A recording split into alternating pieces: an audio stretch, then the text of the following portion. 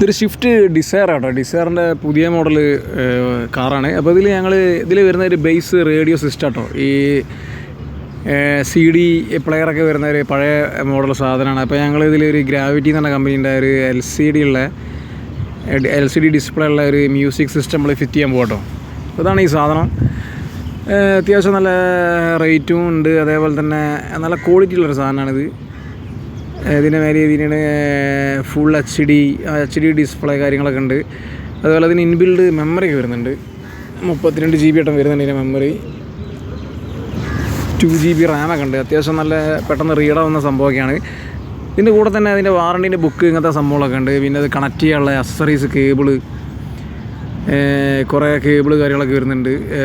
റേഡിയോൻ്റെ, അതേപോലെ തന്നെ speaker connection, അതേപോലെ USB മൊബൈൽ ചാർജ് ചെയ്യാനുള്ള, മൊബൈൽ റീഡാവാനുള്ള സംഭവങ്ങൾ, കേബിളുകൾ, പിന്നെ GPS-ൻ്റെ ആൻറ്റിനൻ്റെ കണക്ഷൻ, GPS ആൻറ്റിന വരുന്നുണ്ട്. അപ്പോൾ ഇതിൽ GPS ഒക്കെ ഉണ്ട്. ഈ വാഹനം കറക്റ്റ് എവിടെയാണെന്ന് നമുക്ക് കറക്റ്റ് ലൊക്കേറ്റ് ചെയ്യാൻ പറ്റും ഈ ഒരു സ്ക്രീനിൽ. അതുപോലെ തന്നെ നല്ലൊരു മൈക്കൊക്കെ വരുന്നുണ്ട്. മൈക്ക് നമ്മൾ മൊബൈൽ യൂസ് ചെയ്ത് സംസാരിക്കുന്ന സമയത്തൊക്കെ ഈ ഒരു മൈക്ക് വഴിയാണ്, ബ്ലൂടൂത്ത് വഴി കണക്റ്റ് ആകാൻ വേണ്ടിയിട്ടാണ്. ഇതാണ് ഇതിൻ്റെ ഡിസ്പ്ലേ അത്യാവശ്യം നല്ല ക്വാളിറ്റി ഒക്കെ ഉണ്ട്. ബാക്കിൽ ഈ ഒരു ഡിസ്പ്ലേ തണുക്കാനുള്ള ആ ഒരു കൂളിംഗ് ഫിങ്സ് കാര്യങ്ങളൊക്കെ ഉണ്ട്. അതേപോലെ തന്നെ അതിൻ്റെ ബാക്കിലൊരു ഫ്യൂസൊക്കെ വരുന്നുണ്ട്. 10 ആംസിൻ്റെ അത്യാവശ്യം നല്ല ക്വാളിറ്റി ഉണ്ട്. എന്തെങ്കിലും ഫാൾട്ടൊക്കെ ഉണ്ടെങ്കിൽ ഫ്യൂസ് ബേണാവും, എന്തെങ്കിലും ഇൻറ്റേർണൽ ഷോട്ടൊക്കെ ഉണ്ടെങ്കിൽ.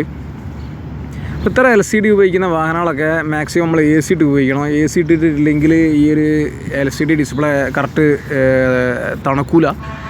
AC ഇടാതെ നമ്മൾ ഓടിച്ച് കഴിഞ്ഞാൽ ഈ ഒരു LCD ഡിസ്പ്ലേ ഒക്കെ ചൂടാവാനുള്ള ചാൻസ് വളരെ കൂടുതലാണ്. പ്രത്യേകം ശ്രദ്ധിക്കണം. അപ്പോൾ നമ്മൾ ഇതിൻ്റെ ഒരു പഴയ റേഡിയോ ഊരിയെടുത്തിട്ടുണ്ട്. ഇതാണ് പഴയ റേഡിയോ. ഈ ഒരു ഇതിൽ പ്രസ് ചെയ്ത് ഫിറ്റ് ചെയ്തിട്ടുള്ളതാണ് ഈ ഒരു റേഡിയോ. അപ്പോൾ നമുക്ക് പെട്ടെന്ന് ഊരിയെടുക്കാൻ പറ്റും. അപ്പോൾ റേഡിയോ ഊരിയെടുത്തിട്ടുണ്ട്. ഈ ഒരു ഡിസ്പ്ലേൻ്റെ കണക്ഷനൊക്കെ നമ്മൾ കണക്ട് ചെയ്യണം. ഇതിൻ്റെ ഈ ഒരു കിറ്റിനപ്പുറം തന്നെ കുറേ കണക്ഷനൊക്കെ വരുന്നുണ്ട്, കേബിള്.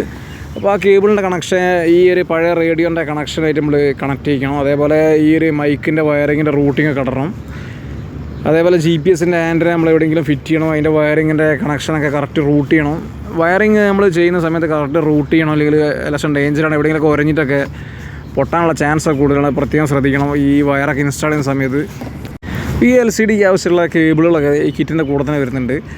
അപ്പോൾ അതൊക്കെ പ്രത്യേകം ശ്രദ്ധിക്കുക. അതാണ് ഇവിടെ കേബിളുകൾ കാര്യങ്ങളൊക്കെ ഉണ്ട്. ഇതിൻ്റെ കളർ കോഡ് കാര്യങ്ങളൊക്കെ ഉണ്ട്, അതായിട്ട് കണക്ട് ചെയ്യുക. അപ്പോൾ നമ്മൾ ജസ്റ്റ് ഇൻസ്റ്റാൾ ചെയ്ത് വെച്ചിട്ടുണ്ട്. ജസ്റ്റ് ഇത് വർക്ക് ചെയ്ത് നമ്മൾ ചെക്ക് ചെയ്യുക, അത് വർക്ക് ചെയ്യുന്നുണ്ടോ എന്നൊക്കെ. അപ്പോൾ വർക്ക് ചെയ്യുന്നുണ്ട്. അതിൻ്റെ ടൈം കാര്യങ്ങളൊക്കെ ഡിസ്പ്ലേയിലുണ്ട്. അത്യാവശ്യം നല്ല ക്വാളിറ്റിയുള്ള ഡിസ്പ്ലേ കാര്യങ്ങളൊക്കെയാണ്. സ്റ്റിയറിംഗ് വീലിൻ്റെ മേലുള്ള സ്വിച്ച് നമ്മൾ ഈ ഒരു റേഡിയോ ആയിട്ട് ലിങ്ക് ചെയ്യിക്കാൻ വേണ്ടിയിട്ട് കുറച്ച് സെറ്റിങ്സ് കാര്യങ്ങളൊക്കെ ഉണ്ട്. അപ്പോൾ ഇതിലേക്ക് ഈ പവർ ഓൺ ആവുന്ന സമയത്ത് തന്നെ അതിൽ ചെറിയൊരു മ്യൂസിക് MP4 വീഡിയോ ഒക്കെ വരിയിൽ കാണിക്കുന്നുണ്ട്. ഇതിൻ്റെ ക്ലിയറിറ്റി നമുക്ക് മനസ്സിലാക്കാൻ വേണ്ടിയിട്ടുള്ള തുടക്കത്തിൽ തന്നെ അതിൻ്റെ കുറേ സെറ്റിങ്സ് കാര്യങ്ങളൊക്കെ വരുന്നുണ്ട്.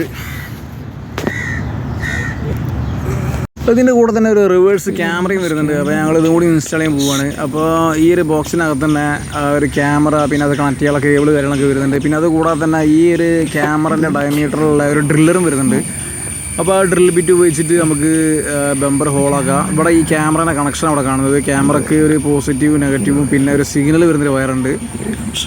പിന്നെ ഒരു നമ്മൾ റിവേഴ്സ് ഇടുന്ന സമയത്ത് ഈ ഒരു ക്യാമറ ഓണാകാൻ വേണ്ടിയിട്ടുള്ള ഒരു ക്യാമറയ്ക്ക് പവർ കൊടുക്കുന്ന ഒരു വയറിങ് കാര്യങ്ങളൊക്കെ ഉണ്ട് ഇതിൻ്റെ കൂട്ടത്തിൽ. അതൊക്കെ ഇവിടെ കാണുന്നത്. അപ്പോൾ നമ്മൾ റിയറിലെ ബമ്പറിൻ്റെ അവിടെ കണക്ഷൻ എടുക്കാൻ പോവുകയാണെങ്കിൽ ഈ റേഡിയോ ഒരു വയർ നമ്മൾ റിയർ ബമ്പറിൻ്റെ ഭാഗത്തേക്ക് നമ്മൾ വലിക്കണം. അത് വലിക്കുമ്പോൾ പ്രത്യേകം ശ്രദ്ധിക്കണം.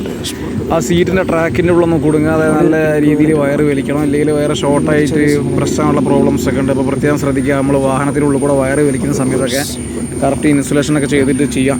അപ്പോൾ നമ്മൾ വയറൊക്കെ വലിച്ചിട്ട് പിന്നിലെത്തിയിട്ടുണ്ട്. പിന്നിൽ ഞങ്ങൾ ഈ ഒരു ഡ്രിൽ ബിറ്റ് ഇവിടെ കാണാം. അപ്പോൾ എൻ്റെ അടുത്ത് ഡ്രില്ലറില്ല.